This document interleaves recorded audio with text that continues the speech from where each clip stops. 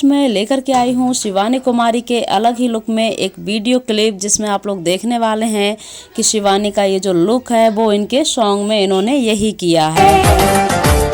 सच्चा दिलदार मांगे है,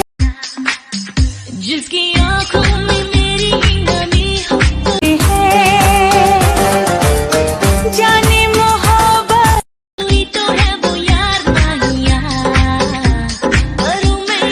और इसी के साथ आप लोग बताएंगे कि आप लोगों को शिवानी का ये अंदाज और ये लुक कैसा लगा। और इसी में मैं कहना चाहूँगी कि देखिए, शिवानी एक एक्टर हैं, तो एक्टर के कई रूप होते हैं, तो इन्होंने ये जो लुक है वो किया है अपने एक सॉन्ग के लिए।